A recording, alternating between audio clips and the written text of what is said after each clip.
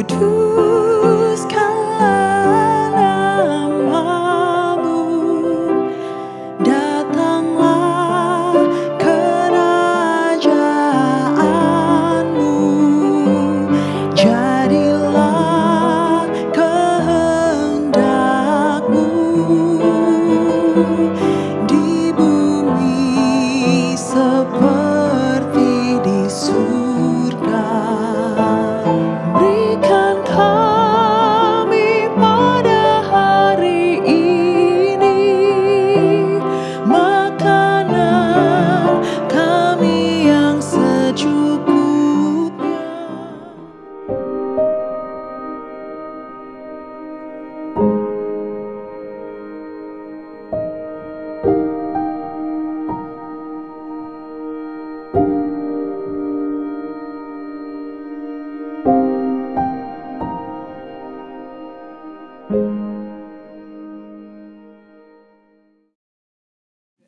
Shalom teman-teman. Senang rasanya bisa kembali berkumpul bersama-sama untuk beribadah dalam ibadah Ignite hari ini.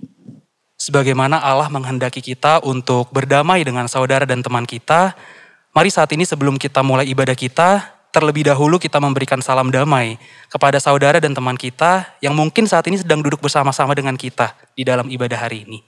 Teman-teman dipersilakan untuk memberikan salam damai.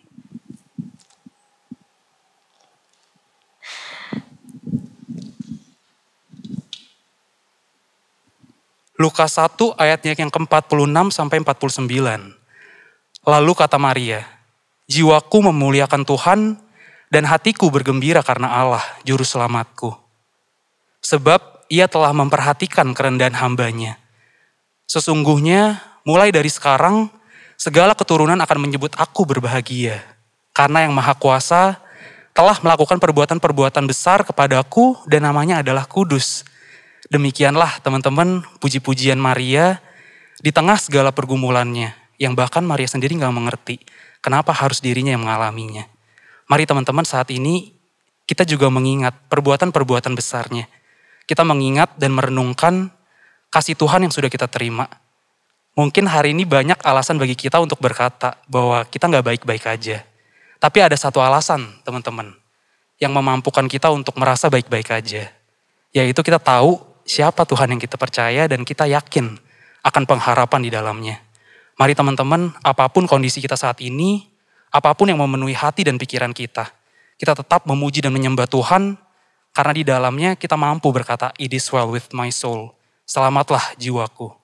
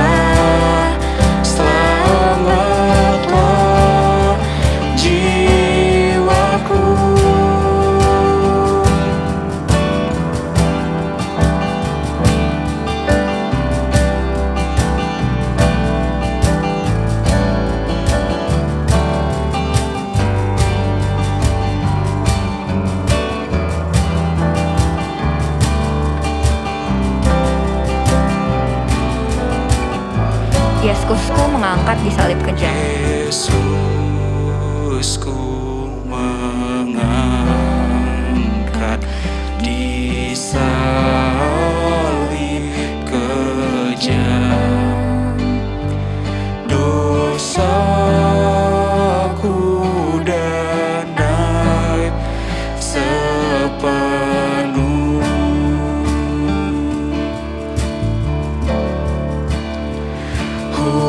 Hutangku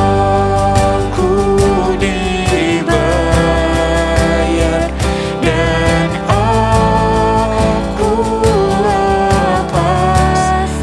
Puji Tuhan, wahai jiwaku.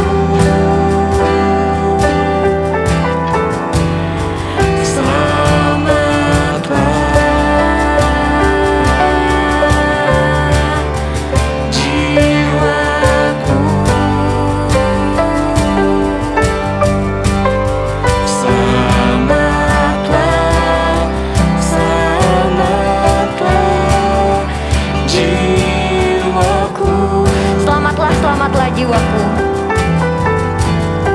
Selamatlah, selamatlah jiwaku.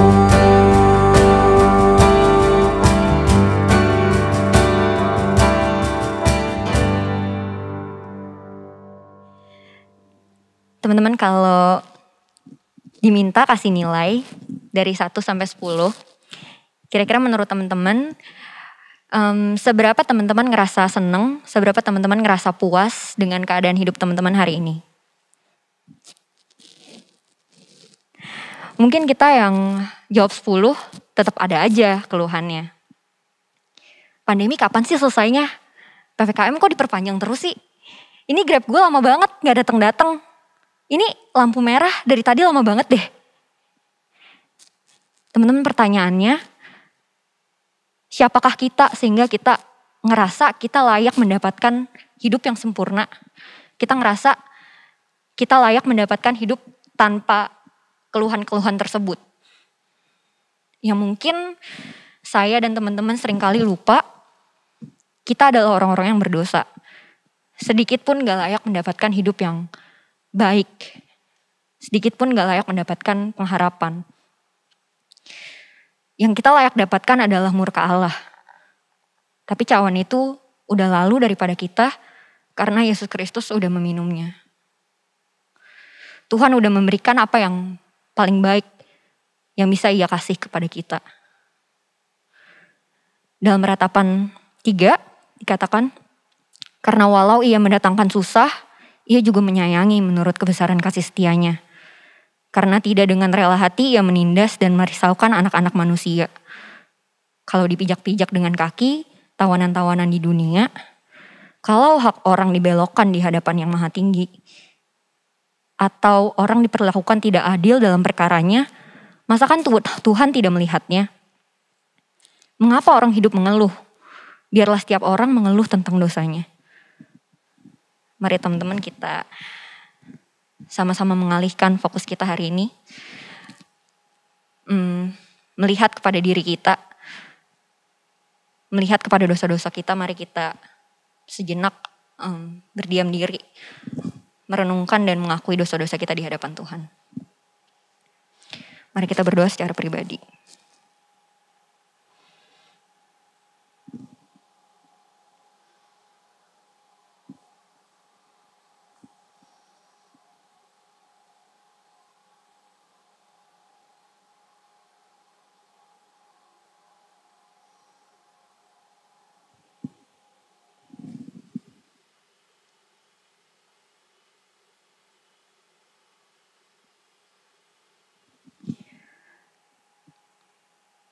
Tuhan, ampunilah kami kalau di dalam hidup kami lebih banyak mengeluh dibandingkan dengan mengeluhkan keberdosaan kami. Ampuni kami Tuhan kalau kami kurang ajar. Ampuni kami Tuhan kalau kami tidak melihat berkat Tuhan, tidak melihat anugerah Tuhan, dan lebih banyak protes. Ampuni kami Tuhan kalau kami mungkin seringkali kurang beriman kepada Tuhan Allah yang sudah menunjukkan kasih yang begitu besar buat kami. Kami mohon Tuhan Engkau yang mengampuni, Engkau yang kembali menyucikan hati kami, menguduskan hati kami. Semakin hari boleh semakin serupa dengan Yesus Kristus. Kami mau menyerahkan doa ini ke dalam tangan Tuhan. Kiranya Tuhan yang menguduskan, melayakkan kami untuk boleh beribadah hari ini. Di dalam nama Tuhan Yesus Kristus, Tuhan yang hidup, kami berdoa. Amin.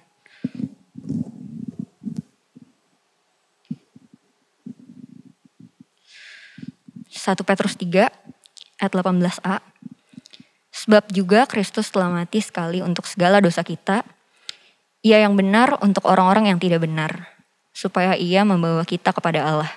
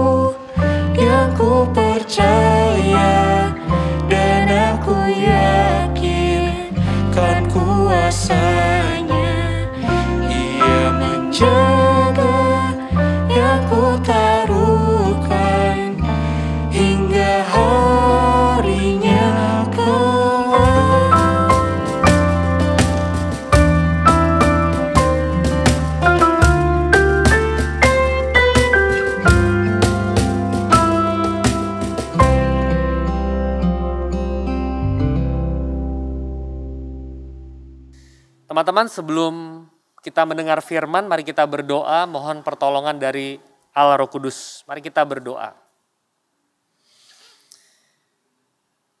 Bapa Surgawi, kami mau membaca firman-Mu, merenungkannya. Kami memohon Roh Kudus menyertai peralatan kami, menyertai jaringan kami. Engkau yang menyampaikan firman Tuhan ini menjadi relevan, menjadi relate dengan setiap anak muda yang mendengarkan. Bekerjalah ya Roh Kudus melalui pelayanan digital seperti ini.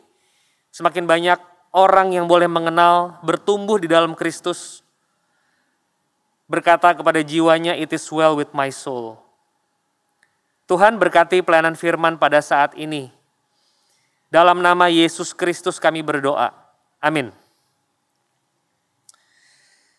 Teman-teman, pada saat ini firman Tuhan akan diambil dari Lukas, Injil Lukas pasal yang pertama, ayat 39 sampai 45. Injil Lukas pasal yang pertama, ayat 39 sampai 45. Maria dan Elisabet. Beberapa waktu kemudian berangkatlah Maria dan langsung berjalan ke pegunungan menuju sebuah kota di Yehuda. Di situ ia masuk ke rumah Zakaria dan memberi salam kepada Elisabet. Dan ketika Elisabet mendengar salam Maria, melonjaklah anak yang di dalam rahimnya. Dan Elisabet pun penuh dengan Roh Kudus. Lalu berseru dengan suara nyaring, "Diberkatilah engkau di antara semua perempuan, dan diberkatilah buah rahimmu. Siapakah aku ini sampai ibu Tuhanku datang mengunjungi aku? Sebab sesungguhnya ketika salammu sampai kepada telingaku, anak yang di dalam rahimku melonjak kegirangan. Dan berbahagialah ia yang telah percaya, sebab apa yang dikatakan kepadanya dari Tuhan akan terlaksana." Demikian Injil Yesus Kristus yang berbahagia saudara yang membaca firman, memelihara melakukannya. Maranatha.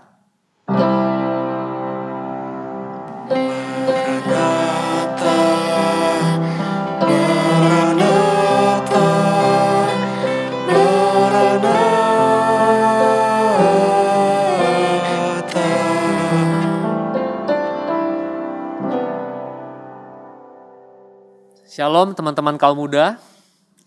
Senang sekali bisa mengambil bagian dalam pelayanan ibadah kaum muda pada saat ini, hari Minggu Advent yang ketiga. Nah teman-teman, pada hari ini saya mendapatkan tema mengenai Maria dari Lukas pasal 1 ayat 39 sampai 45. Teman-teman, Maria ini adalah seorang anak remaja. Bahkan boleh dikatakan mungkin tunas remaja. Beberapa penafsir Alkitab mengatakan bahwa Maria pada waktu itu berusia 12 sampai 14 tahun waktu dia mengandung Yesus. Artinya teman-teman, dia masih boleh dikata jauh sekali dari masa pubertas itu. Dia masih umur 12 sampai 14 tahun. Belum waktunya dia. Kalau di dalam pengakuan iman rasuli kita mengucapkan lahir dari anak darah Maria. Jadi Maria itu masih perawan, masih remaja. Bahkan dikatakan, boleh dikata tunas remaja. Teman-teman, Maria seorang perempuan Yahudi, masih muda lagi. Jelas bahwa akses kepada pendidikan gak mungkin dia bisa akses. Dia orang yang buta huruf. Dia gak bisa nulis. Tetapi teman-teman, orang yang buta huruf ini, orang yang masih muda, masih tunas remaja atau remaja, menunjukkan di dalam Injil Lukas bahwa dia itu punya pengalaman dengan Tuhan. Bahwa dia itu menyembah Tuhan. Dia experiencing God by herself. Dia mengalami Tuhan di dalam dirinya, personal sekali. Teman-teman bisa lihat, saya coba bacakan dengan agak cepat ya. Lukas 1 ayat 46 sampai 55. Seorang anak umur 12 sampai 14 tahun nggak bisa baca tulis, tapi dia bisa mengekspresikan imannya kepada Tuhan. Jiwaku memuliakan Tuhan, hatiku bergembira karena Allah juru selamatku. Sebab ia telah memperhatikan kerendahan hambanya. Sesungguhnya mulai dari sekarang segala keturunan akan menyebut aku berbahagia. Karena yang Maha Kuasa telah melakukan perbuatan-perbuatan besar kepadaku. Namanya adalah kudus. Rahmatnya turun-temurun atas orang yang takut akan dia. Ia memperlihatkan kuasanya dengan perbuatan tangannya. Mencerai-beraikan orang-orang yang congkak hatinya. Ia menurunkan orang-orang yang berkuasa dari tahtanya, meninggikan orang-orang yang rendah. Ia melimpahkan segala yang baik kepada orang yang lapar, menyuruh orang yang kaya pergi dengan tangan hampa. Ia menolong Israel hambanya karena ia mengingat rahmatnya, seperti yang dijanjikannya kepada nenek moyang kita, kepada Abraham dan keturunannya untuk selama-lamanya. Anak SMP, tapi ini nggak SMP ya, nggak ada SMP di situ. Akses nggak bisa. Anak yang masih muda nggak bisa baca tulis, tapi mampu mengekspresikan iman kepada Tuhan. Teman-teman, poin pertama yang saya mau bagikan pada saat ini adalah tidak ada usia yang terlalu muda untuk percaya kepada Yesus Kristus sebagai Tuhan dan Juru Selamat. Nggak ada. Sekali lagi, tidak ada usia yang terlalu muda untuk percaya kepada Yesus Kristus sebagai Tuhan dan Juru Selamat. Anak muda, emang bisa ngalamin Yesus, bisa ngalamin Tuhan? Bisa. Saya ingat banget satu pengalaman, saya ilustrasikan ini juga di banyak khotbah. Saya melayani satu keluarga, sudah lama sekali. Papanya atau mamanya saya lupa, salah satu kena kanker, lalu terjadi keajaiban disembuhkan sama Tuhan. Saya datang ke rumahnya, besuk, ngobrol, saya tanya sama kokonya, gimana kok Tuhan? Saya tanya bukan gitu ya, saya tanya gimana papa sekarang udah sembuh? Terus kokonya ini ngejelasin, oh iya, papa saya itu menjalani kemo, habis itu radiasi. Setelah semuanya sel kankernya itu turun, sekarang dia cukup dengan kemo oral. Kalau kita ngobrol sama si Koko, dia mengartikulasikan, dia menceritakan semuanya itu dengan sangat detail, kata-katanya jelas, sistematis, vocabularisnya kaya. Pokoknya enak deh dengerin orang kayak gitu ngomong. Tuhan tuh baik gak? Baik. Apa wujud kebaikan Tuhan? Ya itu tadi kemoterapinya, radiasinya, sekarang kemo oral, proses itu diberkati Tuhan, gitu loh. Tetapi ketika saya bicara sama adiknya, gak tahu kayaknya SD mungkin ya, mungkin seumuran Maria barangkali. Adiknya itu berkata, saya tanya gimana? Adiknya itu berkata, Tuhan itu kata dia, baik banget. 2 kata. Tuhan itu baik banget. Sambil dia meneteskan air mata. Teman-teman, saya melihat yang namanya iman kepada Yesus gak perlu umur yang tua. Gak perlu. Kalau teman-teman masih muda, pas itu nas remaja bahkan, teman-teman saya juga undang untuk percaya kepada Yesus Kristus. Bisa. Bisa ngalamin? Bisa. Otentik ori, bukan KW. Kamu punya pengalaman yang real dengan Tuhan. Gak perlu kosakata yang kaya seperti si Koko. Hanya dengan pengakuan yang sederhana, iman itu bisa nampak. Dari orang yang gak bisa baca tulis, dia bisa menunjukkan imannya. Nyanyian pujian Maria. Jiwaku memuliakan Allah. Dia memperhatikan orang yang rendah. Kenapa dia ngomong begitu? Karena Maria tuh perempuan. Second citizen dalam budaya orang Yahudi. Second class. Siapa yang percaya sama dia? Ntar kita bahas soal ini. Siapa yang percaya sama Maria. Tapi yang pertama saya mau menegaskan. Tidak ada usia yang terlalu muda untuk percaya kepada Tuhan. Berikutnya teman-teman, mari kita melihat ayat demi ayat. Saya ingin menguraikan Lukas 1 ayat 39. Beberapa waktu kemudian berangkatlah Maria langsung berjalan ke pegunungan menuju sebuah kota di Yehuda. Teman-teman, Maria melakukan perjalanan ini setelah dia berjumpa dengan malaikat Gabriel. Setelah berita kelahiran Yesus disampaikan kepadanya. Maria, kamu mengandung. Apa yang kita baca di Lukas 1 ayat 39, Maria itu, saya garis bawahi teman-teman ya. Beberapa waktu kemudian berangkatlah Maria dan langsung berjalan. Dalam beberapa terjemahan boleh saya bandingkan NIV. Mary got ready and hurried. Dia tergesa-gesa. Dia jalan langsung menemui sanak familinya Elizabeth itu. Dia hidup di dalam ketaatan setelah dia menerima berita kelahiran Yesus.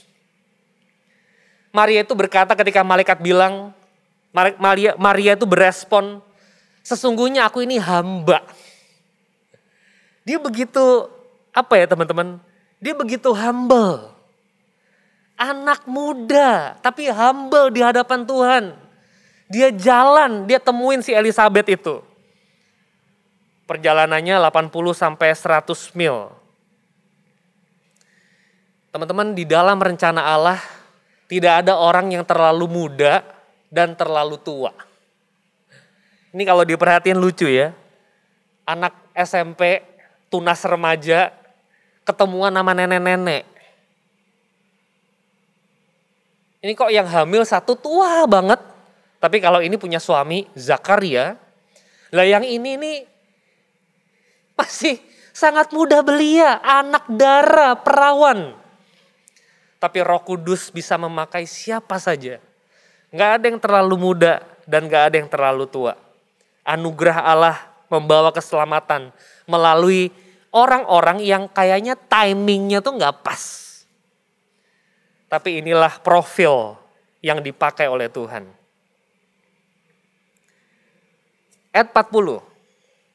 Di situ ia masuk ke rumah Zakaria dan memberi salam kepada Elizabeth. Ketika Elizabeth mendengar salam Maria, melonjaklah anak yang di dalam rahimnya dan Elizabeth pun penuh dengan Roh Kudus. Teman-teman, bayi Yohanes yang ada di perut Elizabeth itu umurnya 6 bulan. Bayi Yesus yang ada di perutnya Maria itu berupa zigot. Umurnya kira-kira 3 sampai 4 hari. Ketika dua orang mother ini ketemu, berjumpa, maka si bayi Yohanes yang 6 bulan ini bisa melonjak sukacita terhadap bayi Yesus yang zigot masih 3 sampai 4 hari itu. Teman-teman, saya baca ayat ini, saya ingin sedikit menyinggung betapa berdosanya kita kalau kita itu melakukan aborsi. Betapa berdosanya kita kalau kita itu melakukan aborsi. Zigot 4 hari aja. Itu adalah makhluk hidup. Udah 6 bulan, belum keluar, masih di dalam. Dia bisa dipenuhi Roh Kudus. Berespon kepada bayi Yesus itu. Teman-teman, di sini saya melihat ya teman-teman satu narasi yang baik dari ayat 40-41 ini. Orang itu, tadi leading worshipernya sudah bilang berkali-kali, kalau kita ketemu Yesus, kalau kita berjumpa Yesus, kita itu punya yang namanya joy. Ada satu puisi, saya bacakan dalam bahasa Inggris, Lucy Shaw menuliskan, frame in light, Mary sings through the doorway. Elizabeth 6-month joy, jump, a palpable greeting. A hidden first encounter between son huruf kecil and son huruf besar. And my heart turns over when I meet Jesus in you. Teman-teman, ada sukacita yang besar sekali kalau kita itu berjumpa dengan Yesus. Saya ulangi, ada sukacita yang besar sekali kalau kita itu berjumpa dengan Yesus. Nggak ada sukacita yang lebih besar daripada sukacita berjumpa dengan Yesus. Kita akan menjadi orang yang all out, nothing to lose, nothing to hide, nothing to prove. Kita jadi orang yang Tuhan adalah gembalaku, takkan kekurangan aku. Kita jadi orang yang cukup. Karena kita berjumpa dengan Yesus Kristus. Saya tuh ngebayangin gini loh teman-teman. Kita itu makan Holland Bakery, pakai Shopee Pay, cashback 30%, maksimal 7.000 perak. Itu senangnya bukan main. Padahal minimum paymentnya 30.000. Ribet gak tuh? It means kita harus, kalau kita berhitung dengan kalkulasi yang tepat, Faktanya cashback itu paling 15% kok. Kecil sekali. Teman-teman kebayang nggak ada satu hadiah roti yang cashbacknya itu 100% tidak pakai syarat dan ketentuan yang ribet-ribet. Hanya percaya saja. Kalau kamu percaya sama dia, kamu akan makan roti hidup, kamu nggak akan pernah lapar sampai selama-lamanya. Kalau kamu makan Holland Bakery, Long John misalnya, kamu makan hari ini, besok kamu lapar. Kamu makan besok, lusa kamu lapar. Kamu pernah membayangkan nggak memakan satu roti yang satu kali makan, kamu tidak akan pernah merasa lapar sampai selama-lamanya.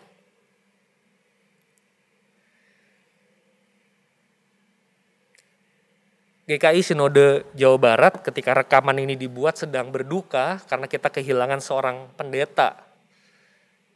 Pendeta Ishak yang kemarin baru saja di kebaktian tutup peti semalam. Semua orang kehilangan. Banyak yang merasa kehilangan. Saya ikuti ibadahnya di YouTube. Banyak orang merasa kehilangan. Teman-teman, saya perhatikan dalam kasus-kasus kematian, saya memperhatikan saudara ya, orang tuh kadang-kadang suka kasih komen, kesian ya, masih muda kesian ya. Dalam banyak kasus, kesian ya. Saudara pikir saudara beruntung? Yang beruntung siapa, yang kesian siapa saudara? Teman-teman, kalau kita baca Filipi pasal 1, Rasul Paulus berkata, bagiku hidup adalah Kristus, mati adalah keuntungan. Mana yang harus aku pilih? Aku tidak tahu. Kamu masih makan roti yang bisa lapar, dia makan roti yang gak akan pernah lapar selama-lamanya. That's why orang yang meninggal di dalam Yesus selalu disematkan label rest in peace. Karena dia masuk di dalam keabadian dan merasakan perjumpaan meeting sama Yesus. Seperti Yohanes yang ketemu sama Yesus, menyampaikan palpable greetings. Salam yang jelas. Senang dia ketemu Yesus. Sukacita yang besar sekali. Orang yang gagah menghadapi kematian, dia juga gagah menghadapi kehidupan. Kalau orang tidak gagah menghadapi kematian, bayangkan takut mati, hidupnya juga gak sejahtera. Dia makan, dia mikir kolesterol gak nih? Dia makan, dia mikir diabetes gak nih? Yang dipikirin itu hidup terus, bukan kematian itu. Jangan sok tahu. Kenapa saya ngomong jangan sok tahu? Sebab Rasul Paulus mengatakan, hidup Kristus, mati untung. Yang mana? Aku tidak tahu. Kalau aku masih hidup, aku akan bekerja memberi buah. Kalau aku ketemu Yesus, waduh, sukacita yang besar sekali. Advent itu mengingatkan kita teman-teman, kita akan sebentar lagi berjumpa dengan Yesus itu. Kedatangan Yesus yang pertama adalah sebuah indikator kuat bahwa Yesus akan datang yang kedua kali. Itu pasti. Dan Advent itu mengiring kita ke sana. Supaya kita ingat roti hidup yang tidak akan pernah lapar lagi.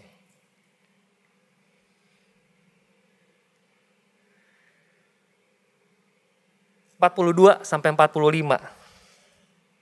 Nah, saya tidak bacakan ulang di sini. Di sini Elizabeth mengkonfirmasi iman Maria. Bayangin, iman anak remaja, tunas remaja. Siapa yang percaya coba? Nenek-nenek percaya. Elizabeth mengkonfirmasi iman Maria. Kenapa? Karena suaminya Zakaria enggak percaya. Waktu peristiwa ini terjadi, Zakaria itu ngapain? Kagak bisa dengar, kagak bisa ngomong. Dia enggak percaya. Maka saya mengatakan tidak perlu masa tua untuk beriman. Anak muda bisa beriman sama Yesus. Luar biasa sekali bagian ini. Teman-teman, iman kepada Yesus itu menghasilkan keberserahan. Keberserahan itu menghasilkan ketaatan. Dan ketaatan itu menghasilkan pelayanan. Itulah yang terjadi pada Maria. Dia percaya gitu sama berita malaikat Gabriel itu. Dia percaya sama Tuhan artinya. Dia percaya bahwa yang dikandungnya itu Tuhan, Mesias. Dia percaya sama semua berita itu. Kepercayaannya, keyakinannya membuat dia berjalan 80 mil ke kotanya si Elizabeth itu. Menceritakan semuanya. Teman-teman, kalau kita punya iman kepada Yesus, kita pasti akan hidup dalam ketaatan dan pelayanan. Jangan hidup ini cuman stay safe di rumah aja. Menurut saya, kita juga harus stay faithful. Bukan hanya stay safe di rumah aja. Ntar lagi katanya ada Omikron. Entah sedahsyat apa dia. Apakah dia se-legend Delta? Kita nggak tahu.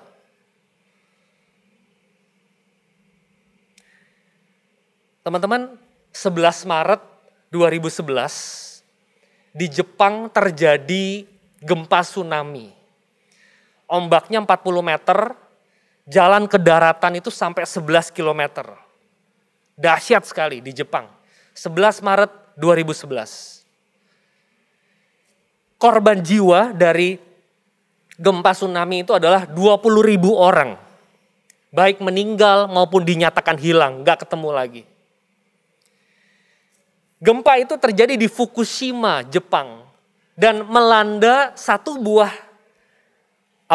sebut saja biar gampang, gempa itu, tsunami itu melanda satu daerah di Fukushima, yaitu PLTN, pembangkit listrik tenaga nuklir. Dan di Jepang tenaga nuklir itu berkembang.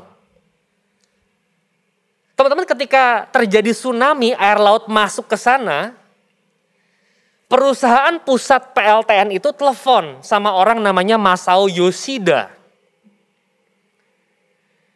Perusahaan pusat menginstruksikan PLTN untuk cepat pergi semua dari situ. Jangan di situ. Teman-teman, kalau misalnya air laut itu masuk di sana dan mendiami tempat itu, teman-teman, maka seluruh tenaga listrik yang dihasilkan di sana totally destroyed. Rugi dong perusahaan. Pusat memerintahkan, cepat pergi, biarin aja. Biarin tetap panas itu PLTN, jangan sampai air lautnya masuk ke sana. Tetapi Masao Yoshida diam di sana dengan 49 engineer sengaja memasukkan air laut ke dalam PLTN itu. Hal itu dilakukan supaya tidak terjadi ledakan atom yang ketiga yang terbesar di Jepang. Perusahaan rugi, tapi Jepang diselamatkan dari bencana. Beberapa hari kemudian dibentuk investigator swasta menyelidiki kasus itu. Ternyata apa yang dilakukan oleh Masao Yoshida menyelamatkan banyak orang. Kalau jadi Masao Yoshida, Anda stay safe. Anda pasti kabur. Tapi kalau Anda stay faithful, Anda justru akan menyelamatkan banyak orang. Loh, nggak safe dong? Kok nanya sih, saudara? Kalau Anda punya iman kepada Yesus Kristus, Anda punya ketaatan. Kalau Anda punya ketaatan kepada Yesus Kristus, Anda punya pelayanan. Hidup kita itu untuk kemuliaan Allah, bukan untuk diri sendiri. Sesungguhnya aku ini hamba, jadilah padaku menurut kehendak-Mu.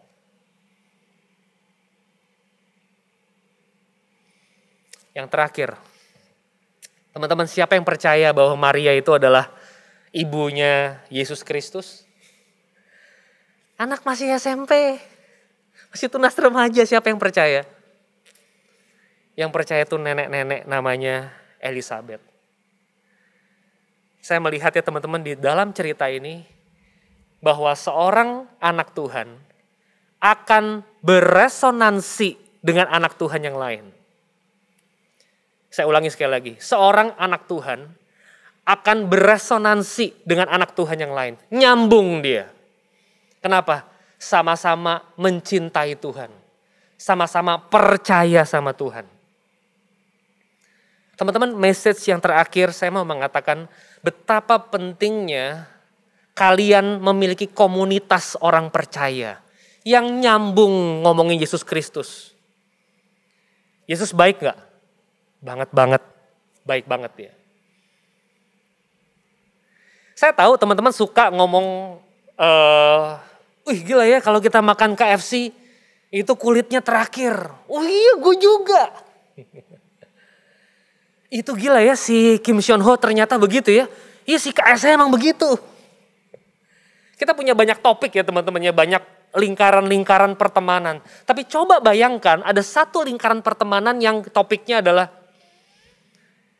iya Tuhan itu baik banget. Dia nolongin saya.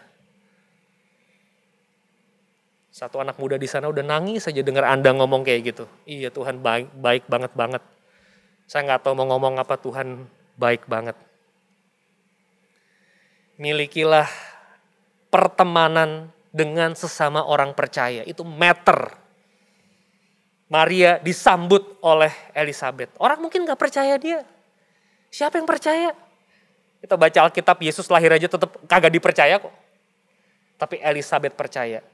Dan itu meneguhkan iman Maria untuk stay faithful sama berita malaikat Gabriel itu. Saya mau closing dengan sebuah ayat. Dua buah ayat. 1 Yohanes 3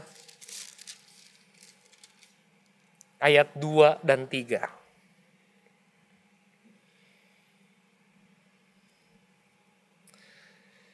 1 Yohanes 3 ayat 2 dan 3, saya akan close dengan kalimat dari Rasul Yohanes. Saudara-saudaraku yang kekasih, sekarang kita adalah anak-anak Allah. Tetapi belum nyata apa keadaan kita kelak. Akan tetapi kita tahu bahwa apabila Kristus menyatakan dirinya, kita akan menjadi sama seperti Dia. Sebab kita akan melihat Dia dalam keadaannya yang sebenarnya. Setiap orang yang menaruh pengharapan itu kepadanya, menyucikan diri sama seperti Dia yang adalah suci. Teman-teman yang mungkin belum percaya, maukah teman-teman percaya kepada Yesus Kristus pada saat ini? Teman-teman yang sudah percaya, saya mengajak kita mengevaluasi apakah hidup kita hanya stay safe atau kita stay faithful sama Yesus Juru Selamat kita. Mari kita masuk saat hening, kita berdoa sejenak.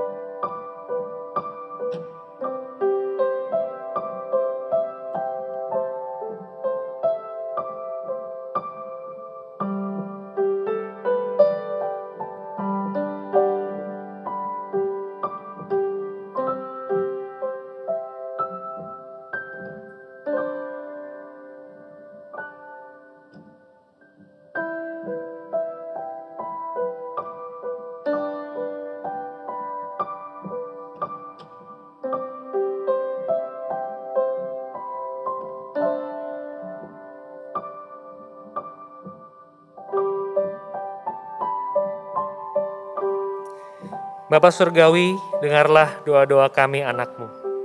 Di dalam nama Yesus kami berdoa. Amin. Teman-teman, mari kita mengikrarkan pengakuan iman kita seturut dengan pengakuan iman gereja segala abad dan tempat.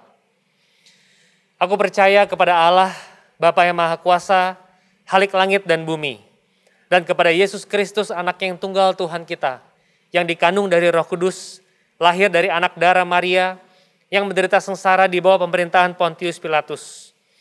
Disalibkan, mati dan dikuburkan, turun ke dalam kerajaan maut, pada hari yang ketiga bangkit pula dari antara orang mati, naik ke sorga, duduk di sebelah kanan Allah, Bapa yang Maha Kuasa. Dan dari sana ia akan datang untuk menghakimi orang yang hidup dan yang mati. Aku percaya pada Roh Kudus, gereja yang kudus dan am, persekutuan orang kudus, pengampunan dosa, kebangkitan orang mati, dan hidup yang kekal.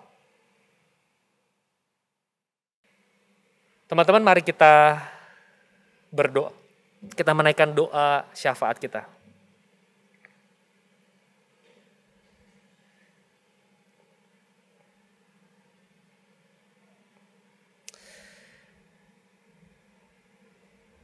Bapa Surgawi, kami datang kepadamu, kami mohon Engkau meneguhkan setiap orang ya Tuhan, yang hari ini barangkali berespon untuk percaya kepada Yesus, ingin merasakan perasaan fulfilled di dalam Tuhan, yang utuh dan penuh di dalam Engkau. Berkati setiap kami ya Tuhan, tuntun dan sertai kami. Kami rindu Tuhan hidup memperlihatkan iman kami di dalam ketaatan, di dalam pelayanan. Kami ingin punya respon terhadap firman, respon terhadap kebenaran. Hamba berdoa buat setiap anak muda yang mendengar firman Tuhan pada saat ini dan berespon kepadanya. Roh Kudus, khotbah ini berhenti, tapi Engkau terus-menerus berbicara kepada mereka, sehingga mereka boleh percaya, diteguhkan, dan sungguh-sungguh hidup di dalam Tuhan. Kami berdoa ya Tuhan, memohon belas kasihan-Mu untuk dunia ini. Adanya varian baru yang dikabarkan diduga menular. Tuhan, kiranya Engkau berbelas kasihan ya Tuhan kepada kami. Engkau berbelas kasihan kepada umat manusia sehingga dunia ini boleh, kalau boleh ya Tuhan, dilepaskan dari selimut pandemi ini. Kami mohon kepadamu ya Tuhan. Setiap orang yang terluka, kehilangan karena pandemi, Tuhan menghibur. Yang sedang sakit Tuhan sembuhkan. Kami percaya datangnya kerajaan Allah yang kedua kali juga akan dibarengi dengan hal-hal yang baik yang Yesus lakukan. Engkau mau mengasihani kami ya Tuhan. Engkau mau memberkati kami. Bapa Surgawi, dengarlah doa ini yang kami naikkan di dalam nama Tuhan Yesus Kristus yang mengajar kami berdoa. Bapa kami yang di sorga, dikuduskanlah nama-Mu, datanglah kerajaan-Mu, jadilah kehendak-Mu di bumi seperti di sorga. Berikanlah kami pada hari ini makanan kami yang secukupnya, dan ampunilah kami akan kesalahan kami, seperti kami juga mengampuni orang yang bersalah kepada kami. Janganlah bawa kami ke dalam pencobaan, tapi lepaskanlah kami daripada yang jahat, karena Engkau yang punya kerajaan, kuasa dan kemuliaan sampai selama-lamanya. Amin. Kini tiba saatnya bagi kita untuk memberikan persembahan kita, teman-teman. Teman-teman boleh memberikan persembahan teman-teman dengan cara mengirimkannya ke rekening gereja masing-masing.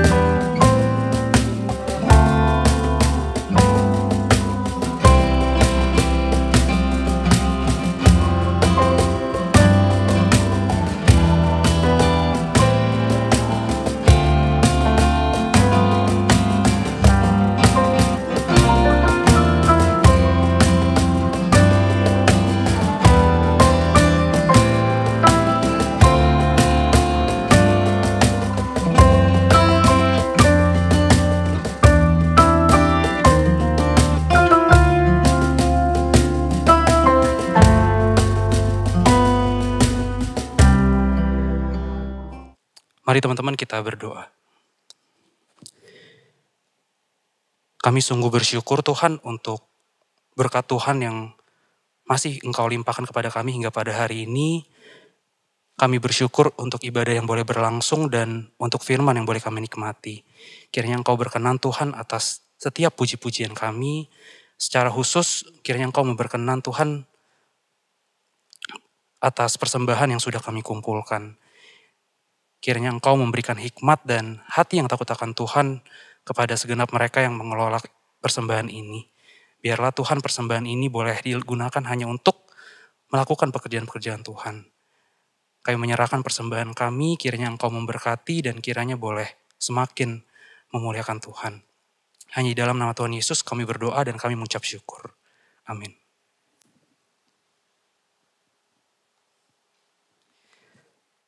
Teman-teman, saya pernah dengar satu ungkapan yang katanya orang Kristen seringkali disebut sebagai orang percaya. Tapi realitanya salah satu masalah terbesar kita adalah susahnya untuk kita percaya. Lagu Pujian Maria teman-teman mengingatkan kita bahwa iman kita kepada Yesus akan membawa kita ke saat-saat yang berbahagia. Gak memandang bagaimana kondisinya. Dan sukacita inilah adalah hasil dari relasi Maria dengan Allah. Teman-teman berelasi dengan Tuhan, sesungguh-sungguhnya percaya bahwa Dia adalah Allah, juga berarti kita percaya bahwa Ia adalah Allah yang baik, Allah yang kasih-Nya besar sekali untuk kita, dan Allah yang paling bijaksana untuk menentukan apa yang baik buat kita. Apapun keadaan hidup kita, apapun perasaan kita. Dia tetap Allah yang baik banget. Dia tetap Allah yang layak menerima puji, layak menerima sembah setiap kita. Mari sekali lagi teman-teman kita bangkit berdiri. Mari kita sama-sama memuji, memuliakan Allah kita.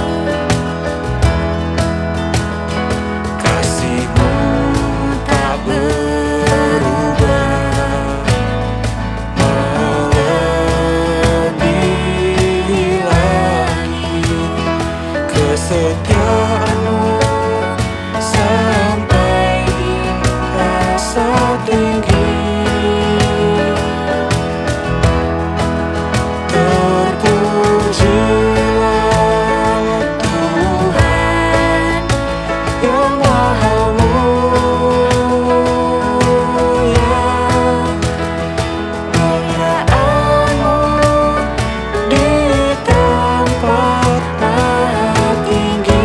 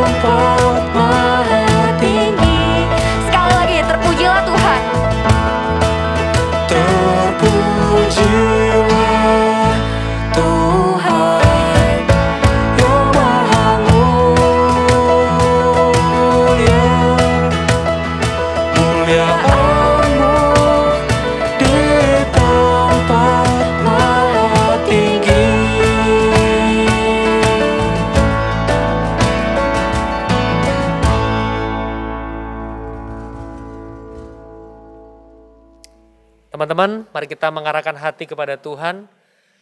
Pergilah dan terimalah berkat-Nya. Tuhan memberkati engkau dan melindungi engkau. Tuhan menyinari engkau dengan wajah-Nya, memberi engkau kasih karunia. Tuhan menghadapkan wajah-Nya kepadamu, memberi engkau damai sejahtera.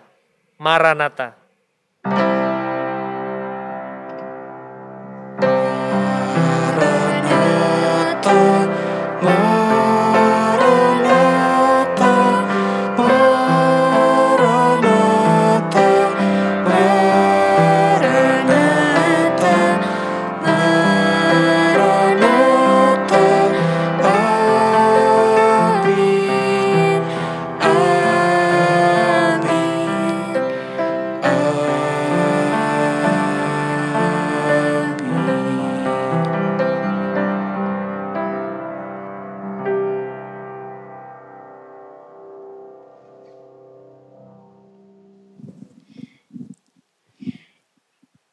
Ibadah selesai, teman-teman dipersilakan untuk bersaat teduh. Selamat hari Minggu.